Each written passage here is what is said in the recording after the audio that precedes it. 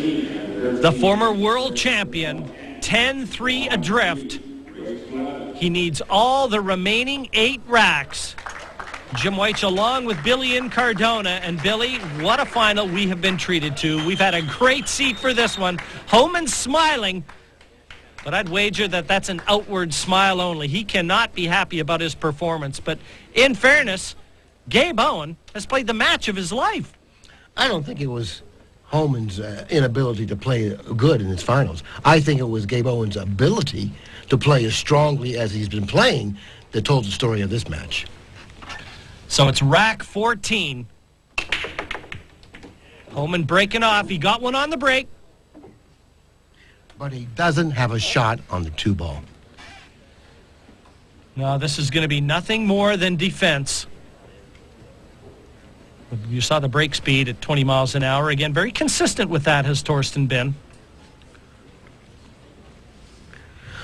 Well, it looks like he can play a 2-8 combination, or he can possibly play safety off the 2 by repositioning the cue ball somewhere where the circle was that I drew.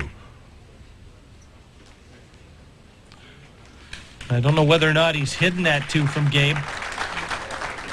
Only just. Taking a good look at it.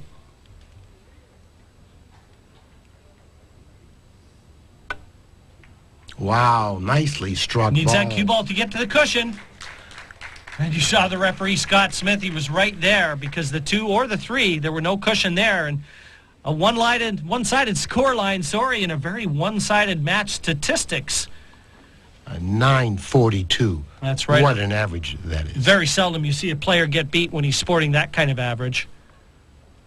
If at all, Billy.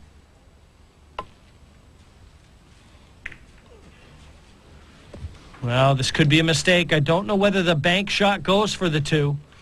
Well, I don't think he's going to shoot it even if it does go, because the cue ball will then be traveling away from the 3-ball. So his position on the 3 is not really there. So therefore, he's going to opt to do something differently here. He's going to probably play the cue ball 2 cushions, down table, safety. Watch out. That cue ball is heading towards the corner pocket. Well, you know it was going to stop. Well, of course we did. Just don't anybody breathe too heavily. Look at Gabe Owen. God. It could well be in the cards here, Gabe. That's in the stars, no question about it. But I tell you what, with a little help from Gabe. How do you like having to come to the table and face this little dilemma? 10-3 behind, as if that isn't bad enough. Check this out. And I don't know whether or not that 9-ball takes away the 1 cushion escape. I think that it does, and I think that he's going to be very hard-pressed to even hit the 2. And if he's able to hit the 2, I don't think anything good can happen after that. Billy, is this one of those matches, given, I mean, if Thorsten hits this 2, which will be a terrific effort, one of those matches, the balls haven't rolled well for him, that he just wasn't fated to win, because 9-ball can be a very cruel game, and sometimes you just don't get a fair shake, and that's just the way they unfold. Well, that's an understatement. 9-ball is a very cruel game. You can come to a tournament or go into a match totally prepared to win, but never getting opportunities to win. So from that standpoint, 9-ball is the cruelest of all the games we play. When Gabe Owen played Thorsten in the A-side final, he was an underdog. When he played him here in the final, he is an underdog. Both times, they just forgot to tell him. He worried about his game, played within himself. But the real question is, if he faces him again, will he be the underdog again? Well, that will be a story we'll keep our eyes open for. Not often a U.S. Open champion is an underdog to anybody. But Thorsten knows that he's got to get this right. Very small margin for error, and there's his path off 2 cushions. Oh, he's clicked it off 1 and gone into the corner pocket. Well, he was just asked to do too much from the position he was left in. There really wasn't much future for Thorsten. They're applauding the escape, even Thorsten with a little smile, but it's cue ball in hand for Gabe Owen. And after the foul, there you see it, anywhere on the table. And Billy, will he get a better look at his first U.S. Open title than right now? I think everybody in attendance here, including myself, wants to see Gabe run out because the performance that he's given us, we would really like to see him close it out with a run out right here.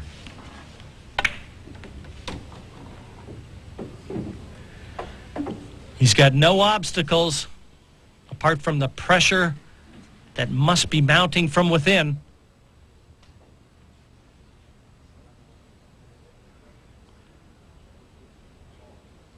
If he can manage to get out here, it'll really show a lot of character, Jim.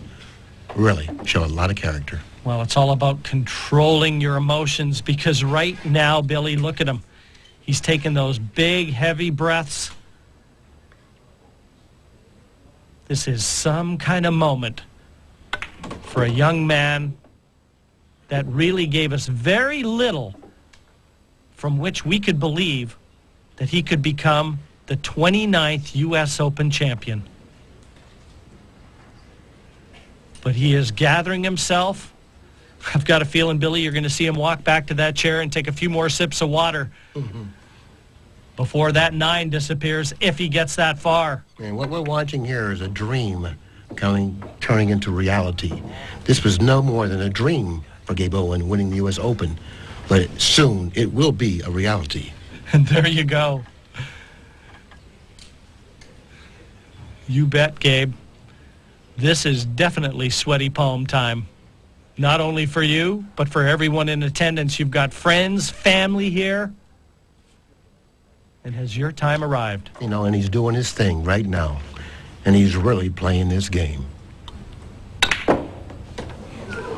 Force that one into the near jaw of that corner pocket. And if he'd have cheated that pocket anymore, Billy, that one might have stayed on the table. And you notice that he needed to cheat the pocket as much as he did because he really didn't get much movement from the cue ball, which is an indication that he had to cheat the pocket just like he did to get the movement that he got. He can feel it now.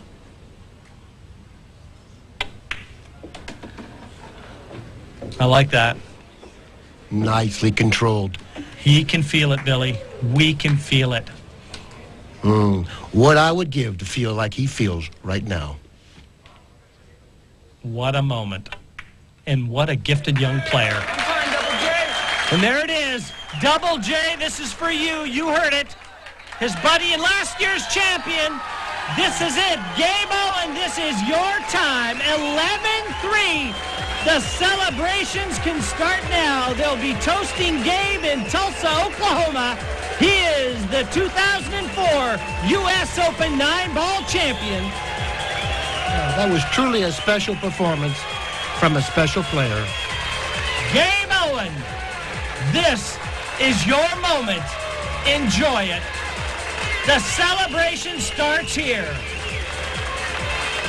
We'll be right back with all our post-match ceremonies and our presentations, folks. Don't miss it. Gabe Owen is your 29th U.S. Open champion.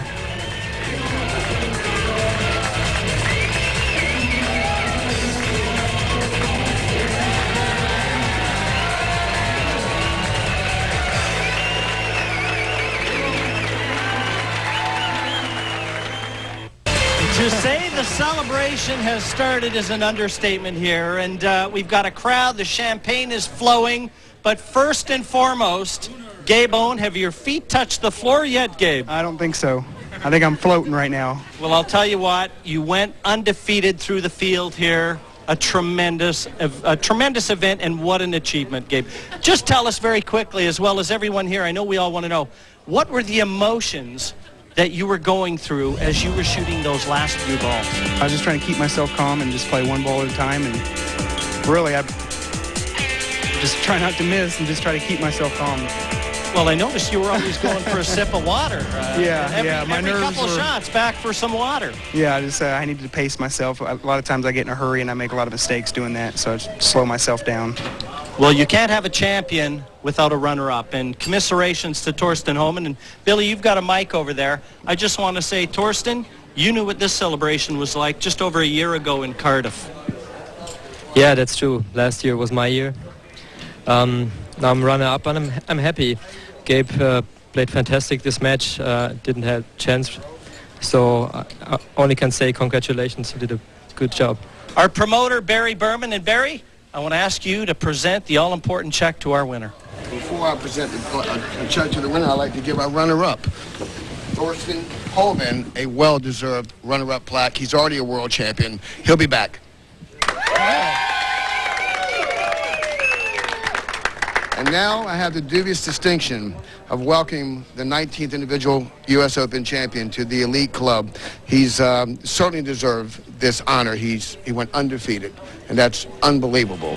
So, Gabe, wonderful things happened at the U.S. Open, and at this time, there's a check for $30K and your well-deserved plaque that I hope you'll always cherish. Thank you. Thank you, Barry. It's been another U.S. Open to remember. Cheers to Gabe Owen. For all of our production staff here in Chesapeake, and for Billy and Cardona, I'm Jim Weich, and thanks for being with us. This has been a presentation of ESPN, the worldwide leader in sports. For more, log on to ESPN.com.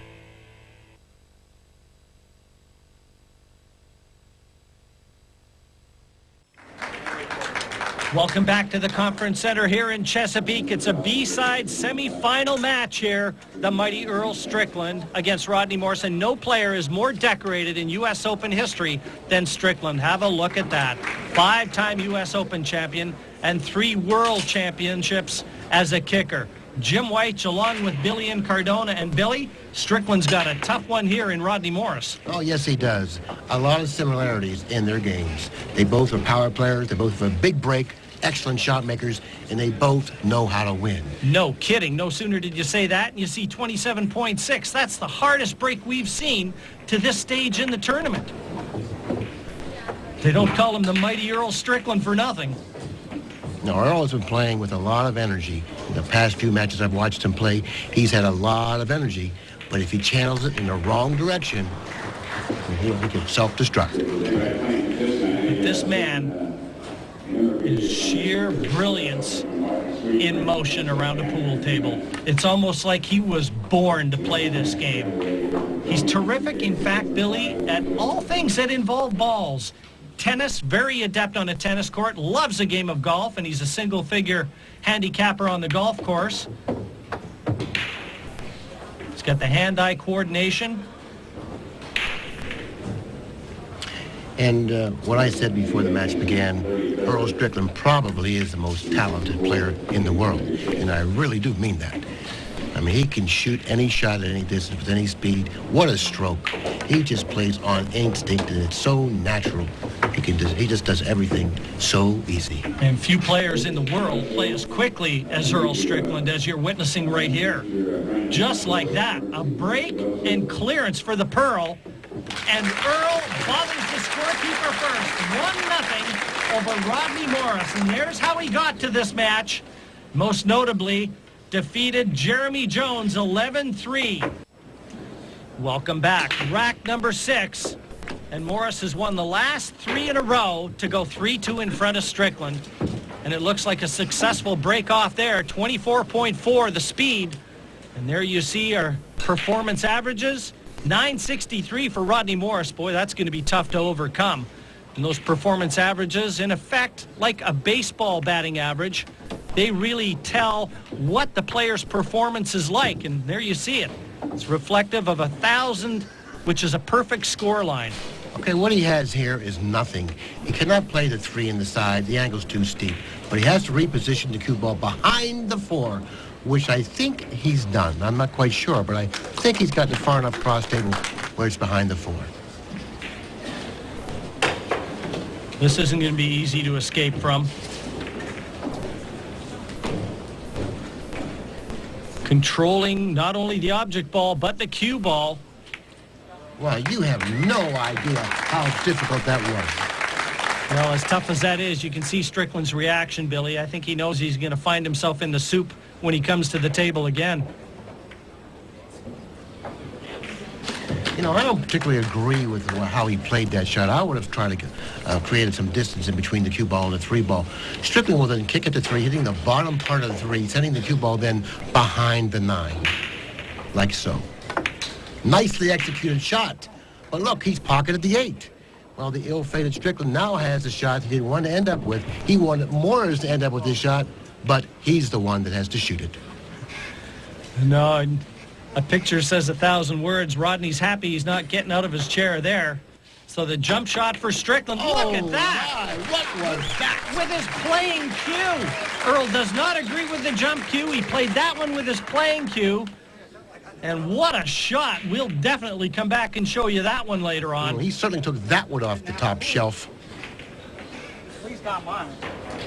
And you know what he's talking about. You can hear him out there. Well, he feeds off of stuff like that, you know. Whenever he executes a shot like that, that carries that high of a difficult shot, like, you know, it's a very difficult shot to execute. When he executes it, he lets people know, hey, I'm Earl Strickland. I can do that. Billy, he also lets him know that he played that shot with his playing cue or his break cue, not a jump cue. He does not agree with it. Notice how he played position for the 6. He had an awkward angle on the 5 that suggested that he was going to go toward the 6 by drawing it. So therefore, he hit it with the speed that if he hit the 6, he would end up with a shot. And if he missed the 6, he would end up with another shot as well. Very smartly executed shot. And the perfectionist that Strickland is, you can see him a little shrug of the shoulders there because that cue ball didn't get to where he wanted it to. But to be honest, I don't see any problems here.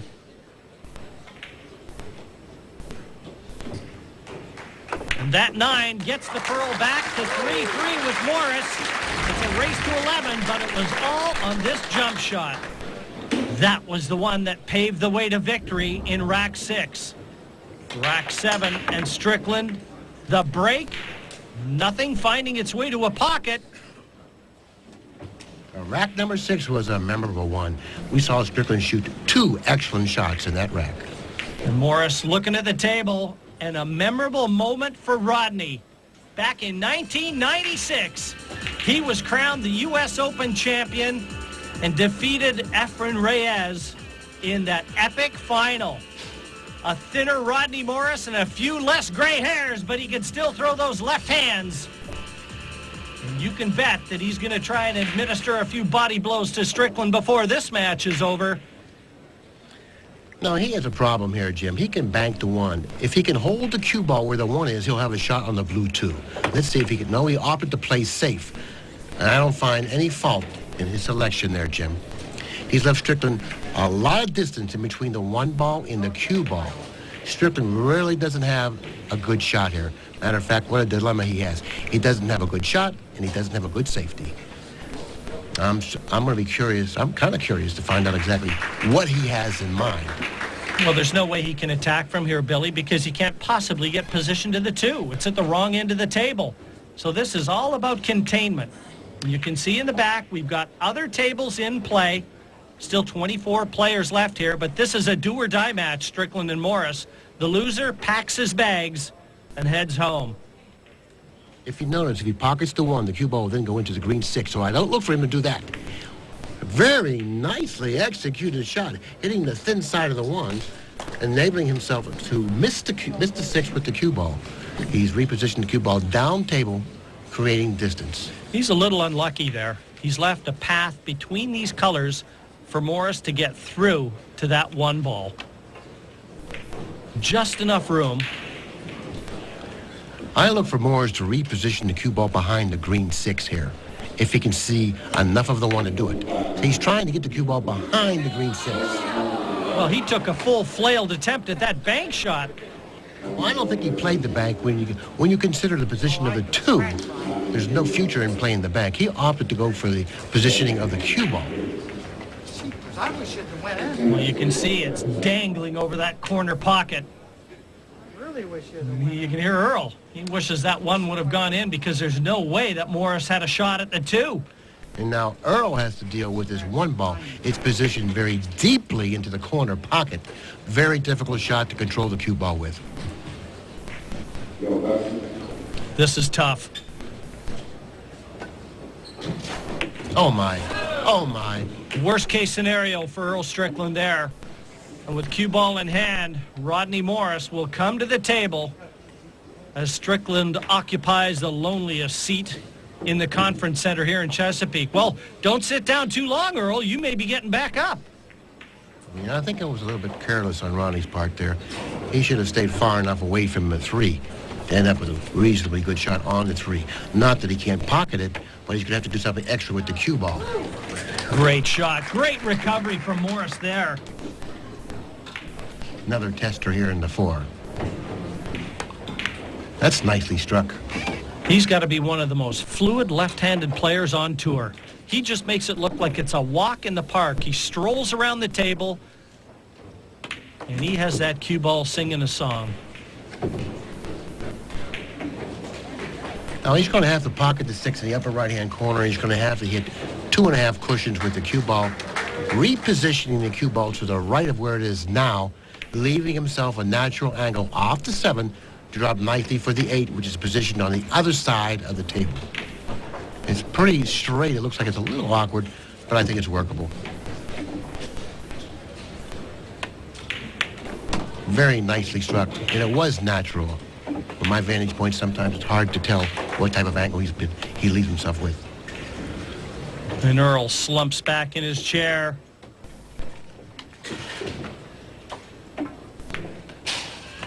Morris deposits the 9 and goes 4-3 in front. Don't go away, folks. It's heating up here in Chesapeake. Speaking of titles, let's flash back to Earl Strickland's most recent U.S. Open victory against the Japanese star Okamura. That was his 5th victory, and how about that? From a victory dance to a miscue on the break, and that's ball in hand. Or is it, Billy? No, the ball in hand rule doesn't apply here, Jim. It's an illegal break. The one ball must be struck first. No, absolutely. The one not struck first. And the players starting to show a little pressure now, but their averages still very high. Their TPA, those are still formidable averages, and you can see very close, and that's the reason the scoreline is so tight. But Rodney Morris assumes the break, given that illegal break-off from Earl Strickland. Oh, he had the option, Jim. You know, when the one ball isn't struck first, the incoming player then has the option to break the balls or pass the break back to the player that broke them before. So Rodney accepted to break the balls. Well, ball pocketed off the break from Morris, but you can see he's got nothing from which to attack that long 2 ball other than a safety. He'll bank the 2 ball in between the 8, and no, he opted to bank the 2 off down the other end of the table in hopes that he would block the 2 ball with the 5. And from my vantage point, I really can't tell whether Strickland has a shot on the 2. Well, Billy, we're looking right down the line where we're sat, and it doesn't look like Earl can get enough of this 2. He may have to kick at this. And I don't think he can even clearly see if he does have a shot on the 2. Or maybe he's trying to figure out what else is available. Well, if nothing else, that 4, 7, and 9 are in jail on the side. And that's a great kick shot from Strickland there.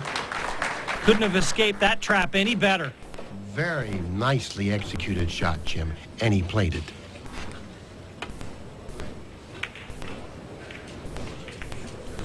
Well, the safety exchange continues. And the reason being is the next ball on after this blue 2 is the pink 4, and that's what's troubling Strickland. How do I get to that 4 ball from the 2? Well, he's trying to figure out whether he should play a safety here or go for the 2. There really isn't much future in going for the 2 considering the position of the 4. Let's see what he does. No, he didn't go for the 2 because the 4 was out of position. So he opted to play a safety off the 2 ball, repositioning the cue ball down to the other end of the table, creating problems for Morris. No, and putting distance between the cue ball and the object ball, never a bad formula for safety. Nice return safety by Morris. repositioning the 2 ball at the other end of the table. Now Strickland has a much more simple safety to play. It looks like if he hits the 2 head on, he can reposition the cue ball behind the black 8 and possibly reposition the 2 ball maybe in that area or even perhaps in front of the pin. Well, he certainly hasn't got the cue ball behind the 8, but I don't know whether Rodney can get through to that 2. Doesn't look like it. So again, going to be kicking at this off the top cushion.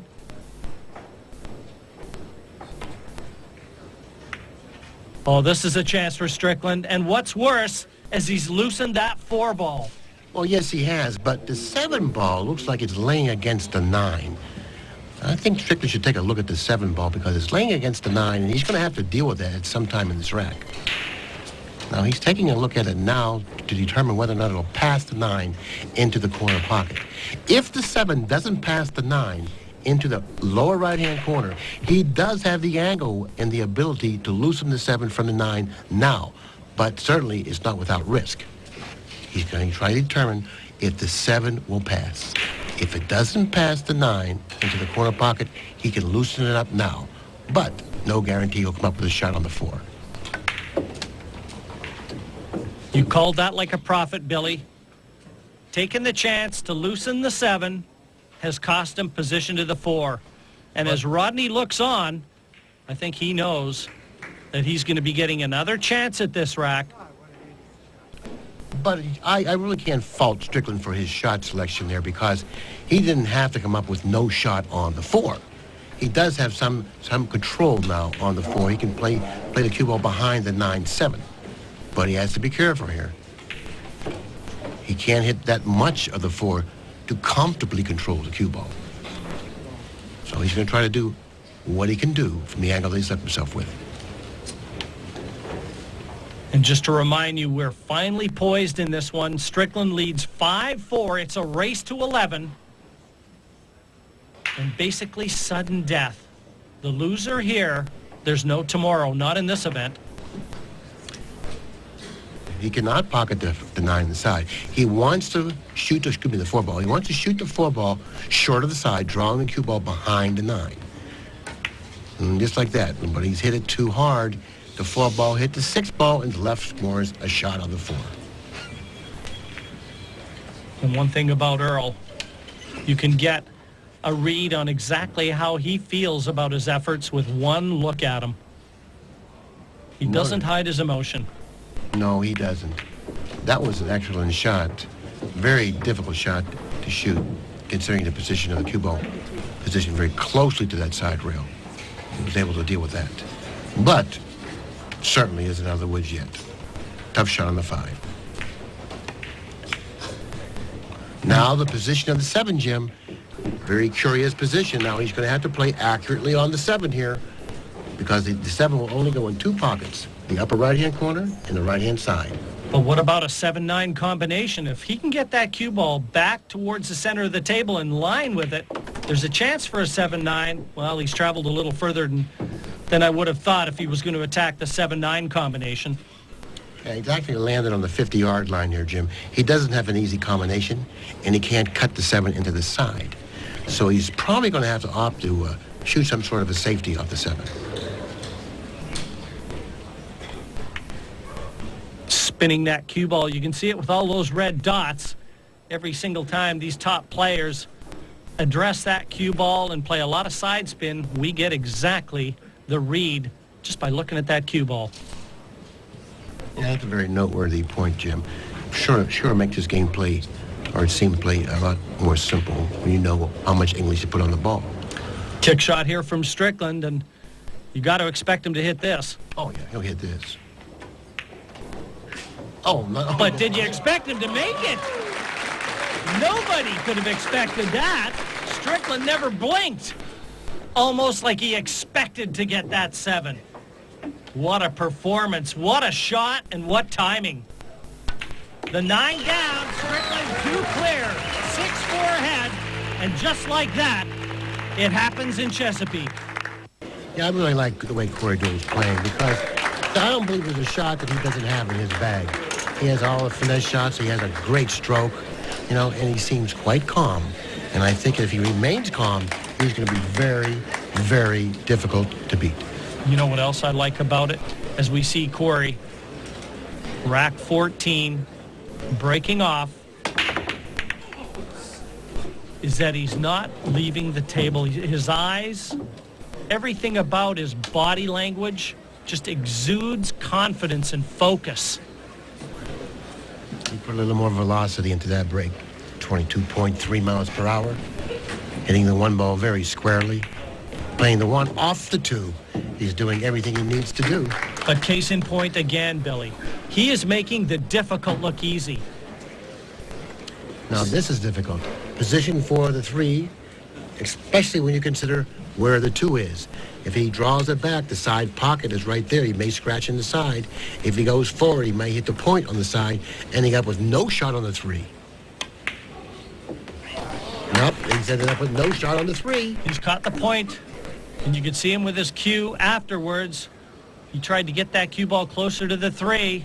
Is there a chance Mika Immonen comes back to the table? Well, I like his chances of coming back to the table, but that's about it. Trailing 10 games to 3. What has he done? Are you sure? Are you sure, Corey Deuel? But look, he's a no man's land, Jim. The 4 ball's down the other end of the table, and he has to get back up this end of the table for a position for the 5. I don't see what he can do here. What about that, though? The 3 into the top right corner pocket, just when you thought it was safe to go back into the water. What's he going to do here, Jim? It's a very difficult shot. Whoa, what was that? Listen, I'm going to have to throw my eyes away because what I've just seen defied the laws of physics. Listen to the crowd here at the conference center. That cue ball did a Watusi as it made its way down towards that orange 5. We will definitely be showing you that one again. So those of you people out there that doubted his ability to stroke the ball, well, the jury's out on that and back in. Well, Billy, that one's going to make the highlight reels for years to come, that shot. Can Corey hold himself together because the finish line is in sight?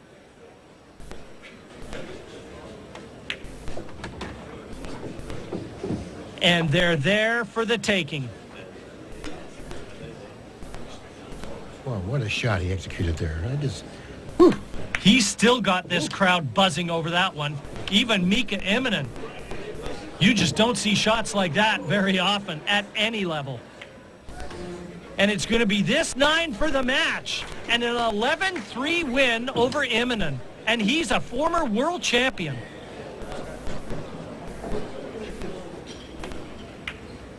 Would you believe it? He's missed the 9.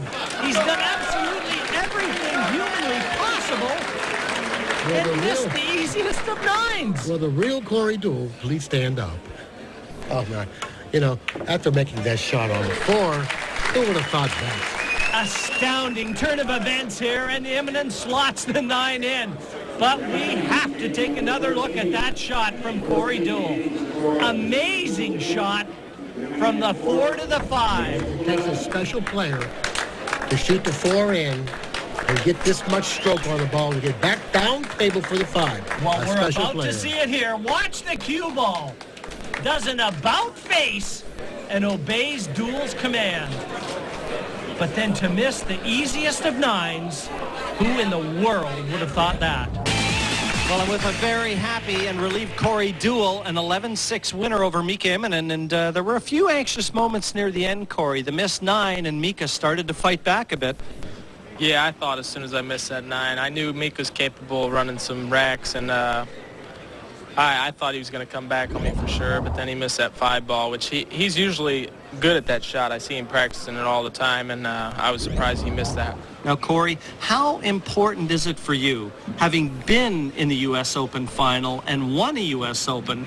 I mean, because you look so settled here. You're playing some of your best pool on the table where it all focuses. Yeah, I feel comfortable on this table right now. My break's working, and I've been in situations like this before and played well, so I'm pretty comfortable. Well, you played one shot in particular, Corey, that we're going to draw to your attention. I'm just going to get you to look up at a monitor up here. We've got a shot where you showed us some cue power that I think maybe only a handful of players in the world would be able to play. Yeah, I've been hitting them good, so I figured I'd take a swing at that one, and I caught it a little extra good. I thought I might scratch in the corner. Well, I'll tell you one thing, Corey. You brought them off their chairs on that particular shot. Now you're looking at the winner between Francisco Bustamante and Niels Spann. You're already guaranteed 4th place. Obviously, no preference. You just worry about your own game. Yeah, if I play good, I should. If I play a good set, I can beat anyone here.